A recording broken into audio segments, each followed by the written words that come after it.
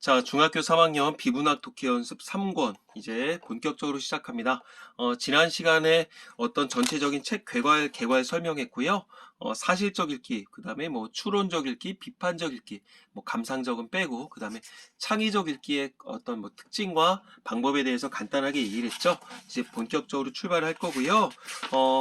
이제 총 50개의 지문이 있고요. 우리 보니까 여기 인문, 사회, 과학, 기술, 예술 총 10편씩 50편의 지문들이 있습니다. 우리는 이 순서대로 안 갈 것이고 앞편부터 하나 번호 순으로 갈 거야. 이렇게 이거는 좀 흐르는 방향은 어떤 그 담당하시는 그 선생님과 얘기를 나눠볼 필요가 있겠고요.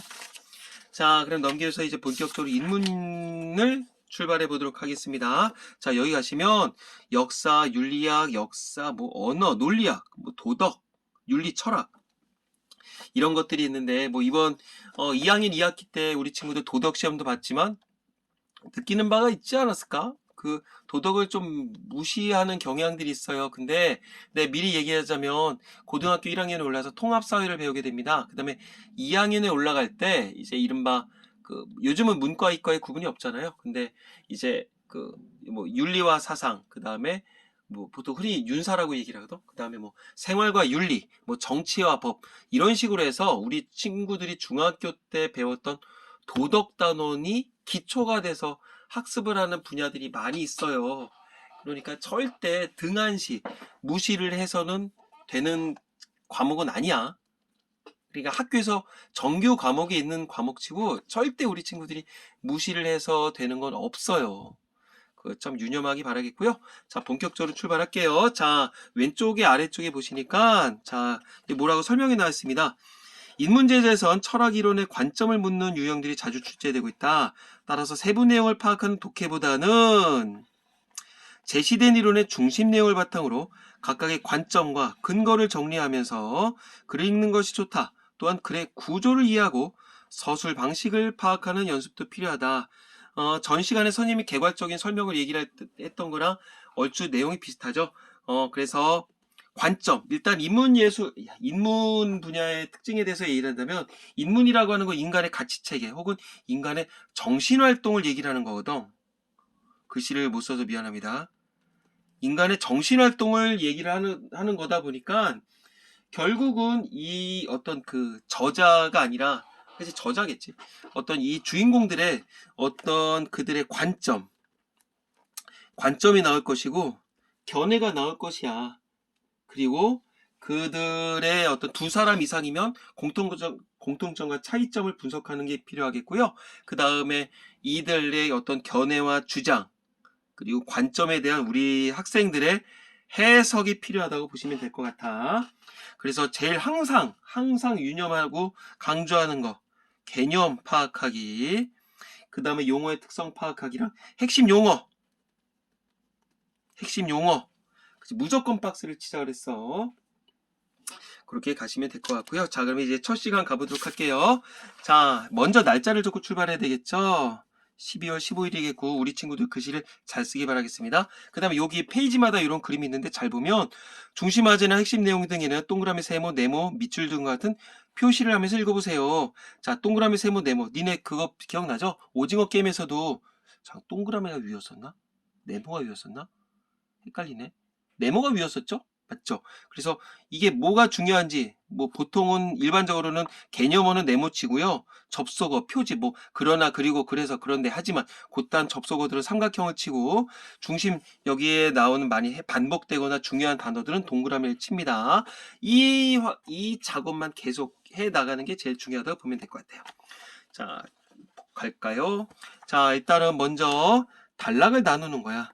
자, 그리고 우리 친구도 이쯤 되면 시간을 체킹을 하기 시작했겠죠. 내가 몇 분 안에 해결해야지. 그게 아니라 다 이제 시작할 때 몇 시 몇 분인지 확인하고 3번이냐 이거?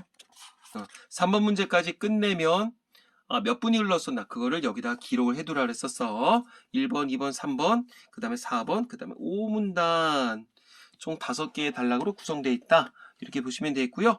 자, 문제를 먼저 볼 필요가 있겠죠. 밑글에 사용된 설명 방법으로 옳은 거 진행 과정, 그 다음에 용어의 개념풀이, 잘 알려진 사실 빗대어 구체적인 사례 열거, 그런 거 있는지 한번 살펴볼게. 그 다음에 신문고에 대한 설명을 적절하지 않은 것은, 자, 사원부의 체험, 사안에 대해 이용 절차 달랐다, 제도 모방했다, 실제로 이용하기 했다. 지방에 사는 사람도 내가 뒤까지 다 안 읽었어. 앞에 것만 슬쩍슬쩍 보는 거야. 그러면 이게 계속적으로 반복하다 보면 우리 친구들이 어느 순간에 나도 모르게 잠깐만, 이거 어디 있었는데? 나도 모르게 손이 가게 돼. 그 다음에 3번 가볼게. A달러 위치 파악했어요. 4문단에 나왔고요. 아래 자료를 해석한 것으로 가장 적절한 것은, 자, 그래프가 나왔다. 그래프는 우리 친구들의 이해를 돕는 것이다. 이해를 방해하는 거다. 이해를 돕는 것이다. 그러면 뭐가 중요하냐? 상원과 격쟁의 사례 분석이래. 오케이. 이거 어떤 상관관계가 나오는 게 아닌가 봐. 자, ABCD 있고, 뭐 포상용 이런 것들이 있네. A, B, C, D. 오케이. 요런 용어들이 본문에 나온다는 얘기겠죠. 한번 살펴보도록 합시다. 상원에 짙은 거고, 격쟁을 이기고겠구나. 상원이 훨씬 많네. 이런 거일 경우에는, 상원이 많구나. 요런 거일 경우는 격쟁이 많고. 격쟁이 뭐예요? 나도 몰라. 이런 거일 경우는 격쟁이 많네. 자, 이 내용이 분명히 본문에 나오겠죠. 자, 그럼 이제 우리 친구들, 자, 본문으로 출발합니다. 지금 시간이 벌써 이상한 얘기하느라 5분 정도 흘렀네. 자, 조선시대 백성들이 억울함과 원통을 호소할 수 있는 통로로, 자, 신문고, 상원, 격쟁이 있었습니다. 자, 이렇게 분류를 했죠. 신문고는 태종이 중국의 제도를 본떠 만든 것으로 억울한 일을 당한 백성들이 북을 쳐서 왕에게 직접 호소할 수 있도록 한 것이다. 자, 신문고에 유래 나왔다 안 나왔다? 유래 나왔다. 누가 했다? 그제 태종이 얘기했다. 자, 그 다음에 개념에 대해서도 나왔죠. 그럼 여기에 나왔던 설명 방법 뭐가 있다? 그죠? 정의가 있죠. 그러나 뒤에 뭐가 나올까? 직접 호소할 수 있다는데 이상한 얘기가 나오겠죠. 아무 때나 신문고를 칠 수 있는 것은 아니었다. 어떤 제한 요소가 있었나 보죠. 자, 서울에 사는 사람들은 먼저 담당 관원에게 호소해야 됐다. 그래서 해결이 되지 않으면 사원부를 찾아가고, 자, 먼저 담당 관원에게 호소를 한대. 그리고 안 되면 사원부를 찾아가고, 그래도 해결이 되지 않을 때야 비로소 신문고를 칠 기회가 주어졌다. 자, 신문고를 칠 수 있는 어떤 자격 요건이랄까? 어떤 조건이라고 적어두면 될 것 같아. 자, 지방에 사는 사람들도 아까 전에 어디였었으니까 서울에 사는 사람이었죠. 근데 여기 지방에 사는 사람들도 고수령 관찰사 사원부의 손으로 호소한 후에도 만족하지 못하게 되면 신문고를 칠 기회가 주어졌다. 그러니까 신문고는 처음부터 칠 수 있는 게 아니었다. 이렇게 볼 수가 있겠죠. 일단락에서는 어떤 얘기가 나왔었다. 자, 조선시대 백성들이 억울함을 호소할 수 있는 제도, 이딴 거가 있었는데, 그 중에 첫 번째가 뭐였었다? 억울한 일 당한 사람들이 북 쳐서 어쩌고저쩌고 할 수 있었다. 그게 통로였었던 신문고였더라. 그럼 여기다가 적어 놓을까? 신문고의 개념. 내가 분명히 이거 적으라 그랬어요. 분명히 어떤 스키마를 한다 그랬어. 키워드들 중요한 거 있었죠? 태종이 만들었다. 억울한 일 당한 사람들이 푹 쳤다. 왕한테 호소한다. 근데 처음부터 할 수 있는 게 아니라 뭐 서울 지방 사람들 어쨌든 간에 맨 처음에 뭐 담당 관원 여기서 수령이겠고, 그리고 사원부 찾아갔고, 그 다음에야 이제 이걸 칠 수 있었다. 칠 수 있었던 어떤 요건들에 대해서 얘기했었지. 자, 그 다음에 이 문단 가볼까? 신문고를 치고자 하는 사람은 그것이 설치된 의금부에 당직청을 찾았다. 그러면 신문고를 지키는 영사가 의금부 관리에게 이 사실을 보고한다. 자, 어떤 딱 보자마자 이걸 칠 수 있는 이 절차에 대해서 나오는 것 같죠. 자, 당직청을 찾았고요. 그러면 영사가 의금부 관리에게 이 사실을 보고를 했대. 그 다음에 보고를 받은 관리는 사유를 확인하여 역모에 관한 일이면 바로 신문고를 치게 했다. 그러나 정치의 득실이나 억울한 일에 대해서는 절차를 밟았다는 확인서를 조사한 다음에야 푹 치는 것을 허락했다. 이거 신문고를 칠 때도 약간 차이점이 있었다, 없었다? 없었다. 그러면 억울한 일을 당했을 때 신문고를 치게 했었는데, 여기선 분명히 뭘 했었냐면 역모에 관한 일이면 신문고를 치게 했고, 정치 득실에 대해서는 바로 신문고를 치지 않겠다는 얘기야. 그러면 즉 뭘 알 수 있어? 제일 나쁘고 제일 중대하고 제일 위중사안일까? 하여튼 제일 큰 범죄가 뭐라는 얘기야? 결국 그게 어떤 이 역모란 얘기겠죠. 자, 신문고를 치면 의금부의 관원이 왕에게 보고했고, 보고된 사안에 대해 왕이 지시를 내리면 해당 관청은 5일 안에 처리를 해야 했다. 자, 전체적인 처리 과정에 대해서 나왔어. 신문고를 친 사람의 억울함이 사실이면 이 일을 해결해줬고, 거짓이면 엄한 벌을 내렸고, 그 일과 관련된 담당 관원에게 철저하게 책임을 물었다. 자, 이 단락에서 뭔 얘기가 났다? 결국은 또 신문고를 치는 그 어떤 절차에 대해서 나왔다. 신문고 치기 위한 절차. 이렇게 가시면 되겠죠. 자, 그럼 여기까지 봤었을 때 2번 문제를 해결할 수 있지 않을까 싶은데요. 자, 2번에 1번 사원부의 책임하에 뒀다. 사원부의 책임이라고? 아까 전에 어디 있었다? 자, 의금부의 책임하에 뒀겠지. 아까 전에 이 신문고를 칠 수 있는 건 아니었었고요. 사원부를 찾아가고 그랬었잖아. 그런데 치고자 하는 사람은 이게 설치된 의금부의 당직청에 가라 했었잖아. 그러니까 틀렸네. 뭔 말인지 알겠죠? 자, 그러니까 요거는 사원부가 아니라 어디 있었다? 의금부에 있었다. 자, 다음에 사안에 따라 이용 절차가 달랐다. 이게 뭔 얘기였었다? 사안에 따라 달랐다는 얘기는 역모에 관한 일이면 바로 칠 수 있었겠지만 이런 것들 정치 득실에 따라서는 뭐 바로 칠 수 있는 게 아니었죠. 그러니까 이 문단에 나왔어. 자, 그 다음에 중국의 제도를 모방해 만들었다. 자, 중국의 제도 아까 전에 1문단에 나왔죠. 태종이 만들었다 그랬고, 그 다음에 실제적으로 이용하기가 까다로웠다. 어떻게 할 수 있다? 여기까지 보고선 이용하기 까다로웠다? 그거를 알 수 있는 거는 아직은 없는 것 같아.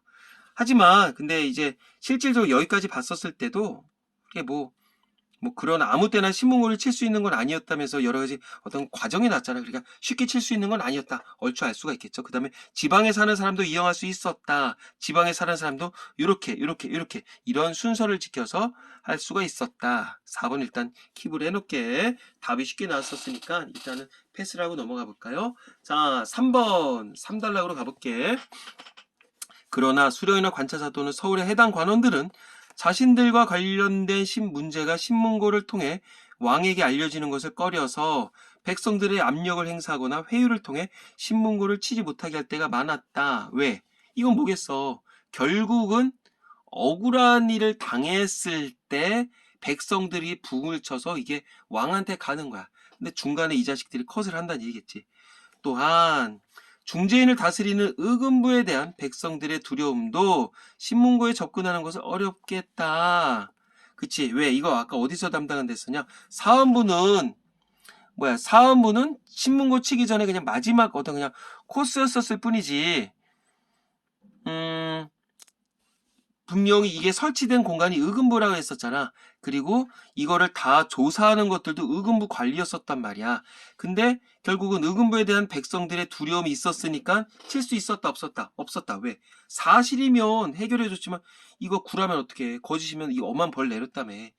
자, 이러한 까닭에 신문고는 결국 중종 이후 그 기능이 상실되어 유명무실해졌다. 유명무실. 이름은 있지만 실속은 없는 얘기겠죠. 자, 그럼 여기까지 보고 나서 자 2번에 4번 해결할 수가 있겠지. 2번에 4번은 3단락에 나왔네. 자, 확인 사살했고요. 자, 그럼 3문단에는 무슨 얘기가 있다고 볼 수가 있을까? 자, 신문고가 유명무실해진 이유. 신문고가 유명무실해진 이유. 뭐가 있었다? 이런 거 이거 꺼렸기 때문에 해당 관원들이 문제가 있었을 경우 컷했다. 그 다음에 어떤 의금부에 대한 백성들의 두려움 따위였죠. 자, 이제 3문단 가볼게. 그러자가 뭐야? 이렇게 유명무실해지자. 자, 여기까지서 잠깐 스톱을 한다면 우리 친구들이 비문학할 때 이제 제일 중요한 거. 몇 번 지금 벌써 여기도 나왔거든? 뭐뭐하면, 뭐뭐일 때, 뭐뭐일 경우, 그 다음에 뭐뭐일수록 이런 용어들 중시해야 돼. 그 다음에 뭐뭐가 아니라 이런 거 중요해. 그 다음에 그러자, 그러나, 그래서, 그런데 이런 걸 접속어 혹은 우리가 표지라고 얘기를 하거든요. 그런 거 우리 친구들이 꼭 유념해서 살펴볼 필요가 있습니다요. 자, 가볼까? 그러자, 즉 유명무실해지자 상언과 격쟁을 통해 억울함을 호소하는 백성들이 늘어나게 됐다. 그러니까 1번 신문고, 2번과 3번이 상언과 격쟁이겠죠. 상언은 왕행차가 있을 때 그 앞에 나가 글을 올려 억울함을 호소하는 것이고, 격쟁은 왕이 있는 곳 근처에서 시끄럽게 징을 울려서 왕이 이목을 끈 다음에 말로 자신의 억울함을 호소하는 것으로 중국이나 일본에서는 찾아볼 수 없는 조선의 독특한 제도였다. 이상하다. 신문고는 중국을 본따 왔는데 이거 격쟁이라고 하는 건 우리나라의 독창적인 거구나. 자, 이제부터 상언과 격쟁을 비교하는 게 나오겠죠. 자, 여기까지 정이 나왔다, 안 나왔다? 나왔다. 상언이 문제, 격쟁이 문제 나왔죠. 그리고 분명히 이제 비교가 나오겠지. 비교와 대조가 나올 거야.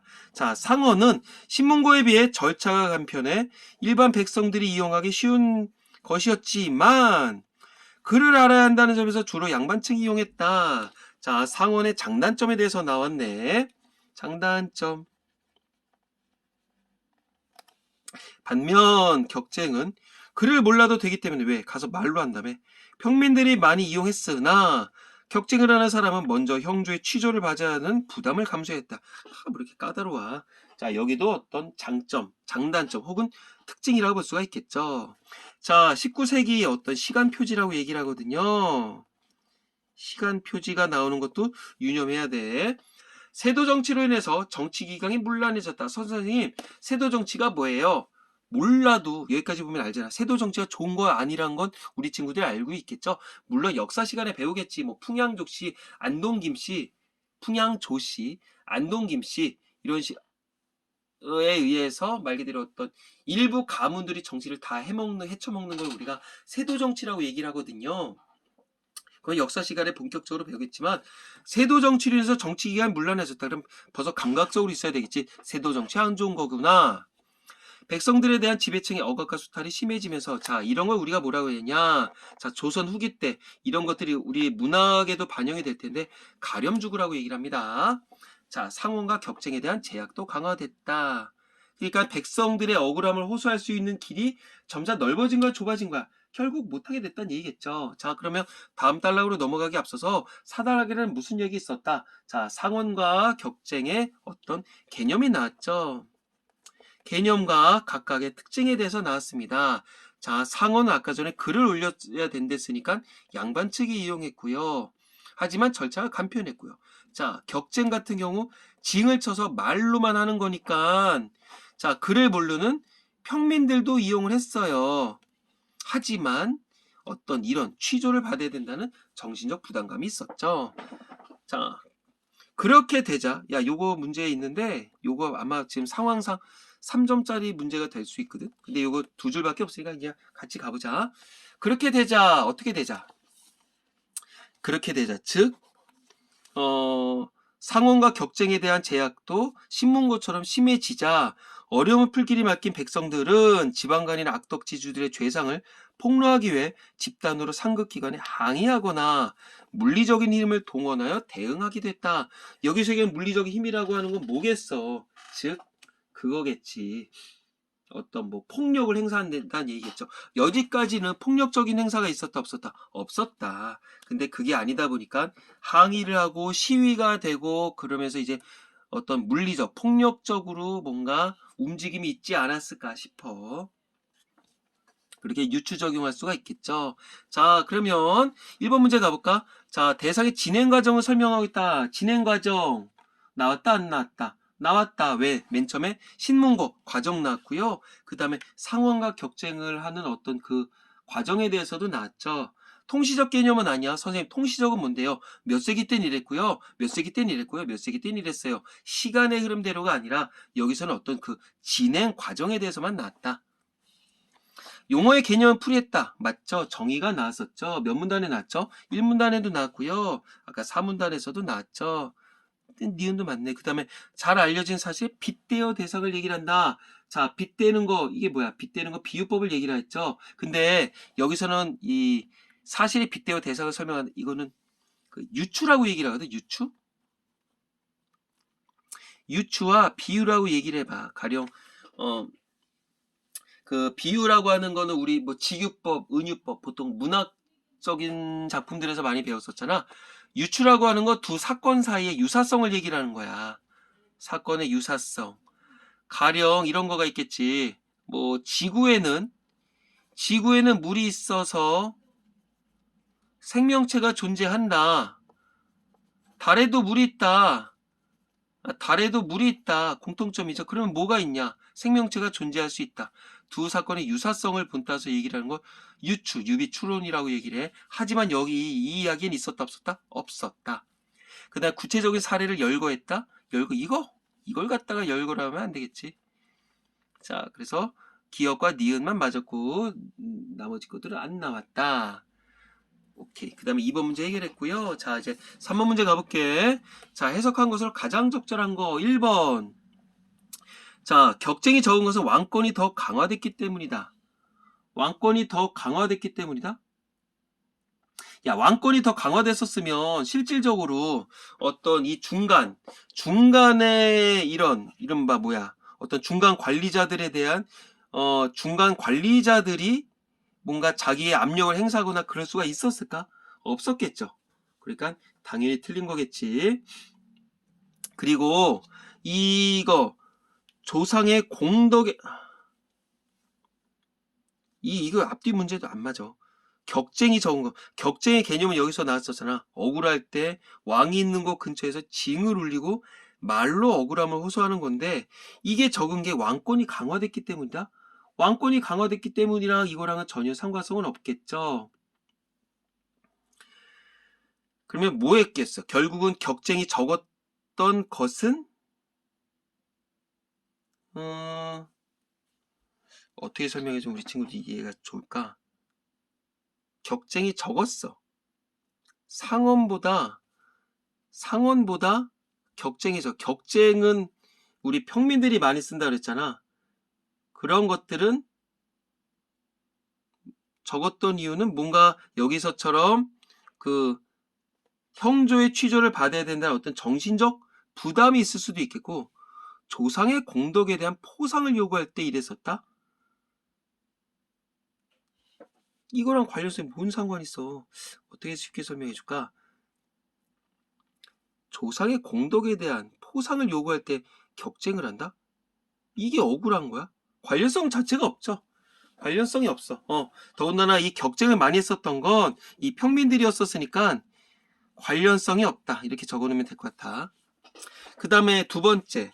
A가 또 있네. 상원의 비율이 높은 것은 주로 양반들과 관련된 내용이었기 때문이다. 그쵸? 상원은 아까 전에 뭘로 했었어? 왕행차가 있을 때 글을 올려서 한다며. 그래서 절차 간편했었지만 글을 알아야 된다는 어떤 그런 단점이 있었었죠. 이거겠네, 당연히. 3번 B?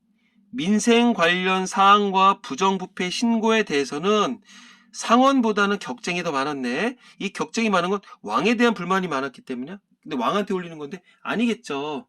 자, 왕한테 불만이 많아서가 아니라 이건 뭐겠어.